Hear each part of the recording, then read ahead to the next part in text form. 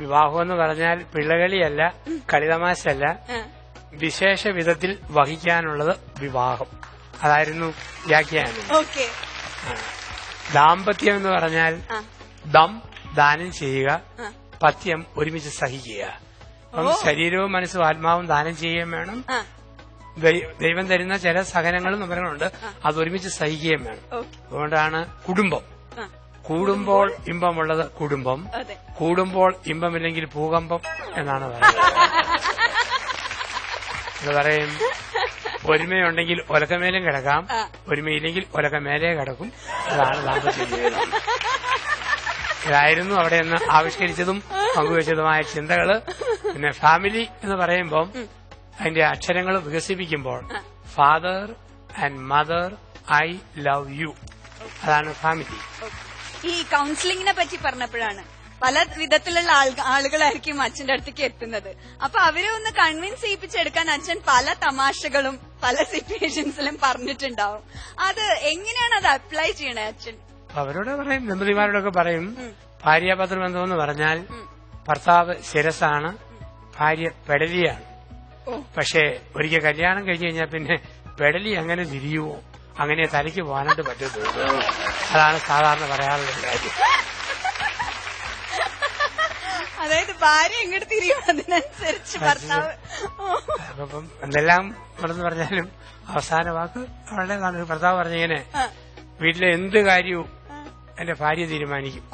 ഏത് വണ്ടി വേണം, പാല് വേണം, വെള്ളം വേണം, വീടിന്റെ ഷേപ്പ് വേണം എന്നൊക്കെ. പക്ഷെ എന്നാലും അച്ഛാ അവസാന വാക്ക് എന്റേതാണ്. എന്നാ പറഞ്ഞു ചോദിച്ചു, അവളെന്ത് പറഞ്ഞാലും അവസാനം ഞാൻ പറയും അങ്ങനെ തന്നെ ആകട്ടെ. കൂടുതൽ പ്രായമുള്ളവരോട് അച്ഛൻ എങ്ങനെയാണ് സംസാരിക്കുന്നത്? വാർദ്ധക്യമുള്ളവർ അവരോട് പറയും, നമ്മുടെ ജീവിതത്തിന്റെ മനുഷ്യന് പല പല കാലങ്ങളുണ്ട്.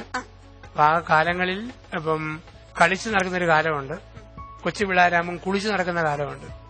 1 വയസ്സ് മുതൽ 10 വയസ്സ് വരെ കുഞ്ഞുങ്ങൾക്ക് ഏറ്റവും ഇഷ്ടം കുളിച്ചുകൊണ്ടിരിക്കുക. 10 വയസ്സ് കഴിഞ്ഞാൽ പിന്നെ 20 വരെ കളിച്ചുകൊണ്ടിരിക്കുക. 20 കഴിഞ്ഞാൽ പിന്നെ എല്ലാത്തിനും ചോദ്യം ചെയ്തുകൊണ്ടിരിക്കുക. 30കളൊക്കെ ആകുമ്പോഴത്തേക്ക് ഞാൻ പറയും, എല്ലാരും കേട്ടാ മതി ആ ചിന്ത.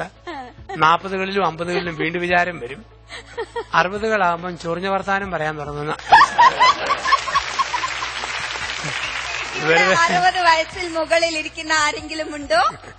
60 കഴിയും ചൊറിഞ്ഞുകൊണ്ടിരിക്കുന്ന ആരെങ്കിലും ഉണ്ടോ? അച്ഛന്റെ ഭാഷയിൽ പറഞ്ഞ 60 കഴിയുമ്പോഴത്തേക്ക് മക്കളോടും അവർക്ക് ഇഷ്ടപ്പെടുന്നില്ല പലതും, ചുമ്മാ അങ്ങ് പറയും.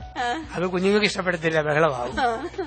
ഒരു 70-80 ആകുമ്പോഴത്തേന് ചുമ്മാ ചിരിക്കാൻ തുടങ്ങും. കാരണം നമ്മൾ പറഞ്ഞാലും കേൾക്കുകയെന്നറിയാം. എല്ലാം കാണുക, ചിരിക്കുക, പോയി കുത്തിയിരിക്കുക. അപ്പൊ ഒരു 60കൾക്ക് ശേഷം വരുമ്പം ഒരു കാര്യം ഓർക്കാനുള്ളത്, ചൊറിഞ്ഞ വർത്താനം ശ്രദ്ധിക്കണമെന്നും അപ്പം അല്പം കൂടെയൊക്കെ സ്നേഹത്തോടെ ഇരുന്നില്ലെങ്കിൽ മക്കളും കൊച്ചുമക്കളും അംഗീകരിക്കാൻ സാധ്യതയില്ലെന്നും അല്പം കൂടെ കരുതലുണ്ടായിരിക്കണമെന്നൊക്കെ ആ പ്രായത്തിലുള്ളവരോട് പറഞ്ഞു കൊടുക്കും. ഇപ്പൊ മനുഷ്യന്റെ ജീവിതത്തില് ആണുങ്ങളാണെങ്കിൽ അവർക്ക് 5 കാലങ്ങളുണ്ടെന്നാണ് പറയാ. അവരെക്കുറിച്ച് പറയുന്നത്, ആണുങ്ങളെ സംബന്ധിച്ച് ഒറ്റയ്ക്ക് ജോലിയും ചെറുപ്പമൊക്കെ ആയിട്ട് മോട്ടോർ സൈക്കിളിൽ നടക്കുമ്പം അവൻ ആരാന്ന് വെച്ചാൽ അവൻ സ്പൈഡർമാനാണ്. സ്പൈഡർമാന്റെ കാലഘട്ടമാണ്. ഇവിടെ കുറെ സ്പൈഡർമാൻസ് ഉണ്ട്. ഒരു പെണ്ണിനെ പ്രേമിച്ചു തുടങ്ങിയാൽ പിന്നെ അവന് സൂപ്പർമാനാണ്. കാരണം അവർക്ക് അവിടെ താല്പര്യവും ഇഷ്ടങ്ങളൊക്കെ തരുന്നു. സൂപ്പർമാനാണ്. ഒരിക്കൽ അവളുമായിട്ട് കല്യാണത്തിന് എഗ്രിമെന്റ് ആയി കഴിഞ്ഞാൽ പിന്നെ അവൻ ജെന്റിൽമാനാണ്. നല്ല ഇംപ്രഷൻ കിട്ടുന്നുണ്ട്. പക്ഷെ ഒരിക്കൽ കല്യാണം കഴിച്ചാൽ പിന്നെ അവൻ വാച്ച്മാനാണ്. അവനെ നോക്കിക്കൊണ്ടിരിക്കണം. 2 മക്കളായ പിന്നെ പിള്ളേരുടെ പുറകെ ഓടുന്ന ഡോബർമാനായിട്ട്.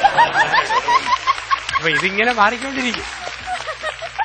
എല്ലാ കാലവും സ്പൈഡർമാനാകാൻ പറ്റിയല്ല മോനെ, നിനക്കും ഉണ്ട് ഒരു ഡോബർമാന്റെ കാലം. അത് ഓർത്തോണം.